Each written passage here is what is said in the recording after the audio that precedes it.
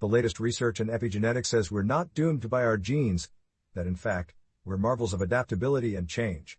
So as a person started to contemplate and think about who do I want to be when I open my eye, what would it be like to be happy? What would it be like to live a new life? The frontal lobe is looking out into the landscape of the entire brain because it has connections to the entire neocortex. And it's got to resolve a problem. So it starts calling up different networks of neurons that are relevant to the question based on the knowledge the person learns or the experiences that they had. And it begins to seamlessly piece together this new understanding. And that's called intention. And so if you're reading a book about how to become more happy, or if you're reading a book on how to be a leader in your life, or you're studying the process, every time you learn something new, you add new connections to your brain. So now you have the raw materials for you to imagine even more. So the act of mentally rehearsing begins to install the neurological hardware in your brain to look like it's already happened. Now, the brain is typically a record of the past, but the moment we install the neurological hardware, it becomes a map to the future. And you keep doing that, the hardware becomes a software program. Which means you start thinking like a genius, you start acting like a happy person because there's no mystery there, because you install the circuits. And then these people didn't wait for their wealth or their health to feel gratitude and to feel empowered or to feel love, a love for life. They began to feel those emotions ahead of the experience, and their body, as the unconscious mind, doesn't know the difference between the experience in their life that creates the emotion and the emotion that they're creating by thought alone.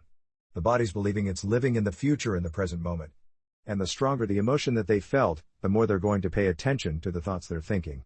And now all of a sudden, they're changing their biology from living in the past-present reality to living in the future-present reality.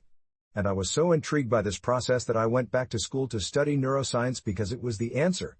So then, the last thing they had in common, which I thought was so amazing, is that in the internal process of rehearsing and imagining, they had long moments where they lost track of time and space. When they opened their eyes, they thought it was maybe 15 to 20 minutes later, and it was an hour and 15 minutes later. And when we get into the present moment, there's a moment where you lose track of yourself, you forget about yourself. And only in the present moment do you have access, according to the quantum model of reality, to other possibilities. And when you're truly in the present moment, the generous present moment, that's the moment then that you are no longer living in the familiar past or the predictable future.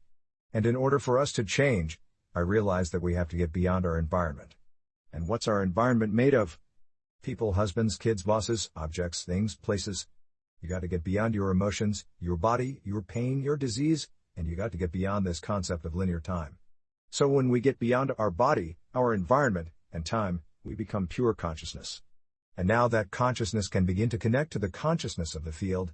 And all of a sudden, I realized that when people are nobody, no one, no thing, nowhere, and no time, that's the moment they're no longer a face. They are no longer a culture. They're no longer a skin color. They're no longer a mother. They're no longer grandmother, no longer a doctor, an attorney. They're no longer a nurse. They're pure consciousness. And that is the element that we begin to connect to something greater. So I wrote a book about it, and then I wound up on this documentary called What the Bleep Do We Know?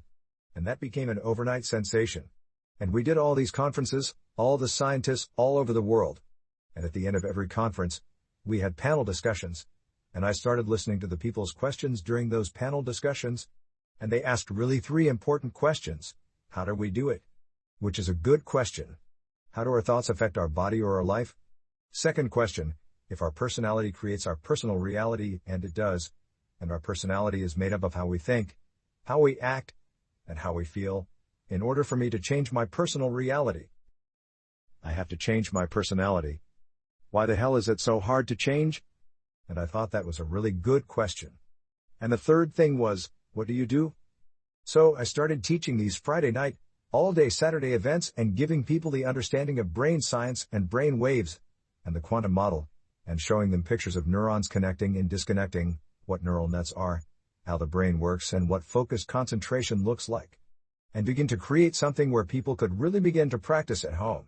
And basically said, okay, well, if these are the 4 principles that these people used in my first book tool based on my investigation, it should work for sick people and normal people. The process is exactly the same. We got to unlearn and relearn. We got to break the habit of the old self, reinvent a new self. We got to unfire and unwire, and refire and rewire. We have to prune synaptic connections and sprout new connections. Unmemorize emotions stored in the body. And then we have to recondition the body to a new mind and to a new emotion. To stop signaling the same genes in the same way and begin to signal new genes in new ways. To pull our attention and our energy out of the familiar past and begin to invest our attention and energy into a new future, to go from the known to the unknown. So the model was built and we started doing these workshops all over the world, from Australia to Mexico to Colombia to Canada to the United States to South Africa to all over Europe. We were teaching these events. And to be honest with you, the first year I didn't see many changes. We saw some people be happier, a greater sense of well-being. But no real breakthroughs. But at the end of these introductory level courses, people would ask, "Can you teach another level?" So I taught a level 2, and then at the end of that, they said, "Could you teach another level?" Then we taught a level 3. And then they said, "Can you teach another level?" And I said, "I don't know anything else." I ran out. But right around that point I started having some really profound mystical experiences. Those mystical moments were so profound that I couldn't go back to be Joe Dispenza again. And all of a sudden, I realized that every time I had one of those mystical moments, the first thing that I came to when I came back to who I was, I have this all wrong.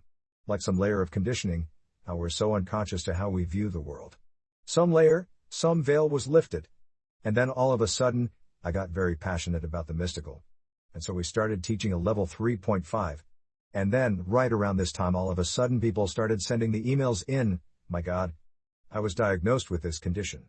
I was trying to get this job and I changed my energy. I changed this and I started doing the work and my body's healthy. Here is the blood test. Here's the scans. And all of a sudden we started seeing that it started to catch on. All thoughts have a frequency. You can't. The emotion of guilt, the energy of suffering cannot carry the thought of abundance or health. Because it's not the same energy. And just like you could say, "I'm healthy. I'm healthy. I'm healthy" with your conscious mind.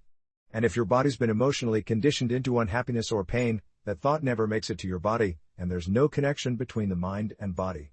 So, when people elevate their emotional states, like in the state of gratitude, the emotional signature of gratitude means the event has already happened. It means when you give thanks, you're getting something. So, when you start giving thanks, your body's in a perfect state of receiving. So, we want people to change their energy and to create this heart coherence, and we want to measure them. We want to know that. We can say to them, "You're doing it," or "You're not doing it."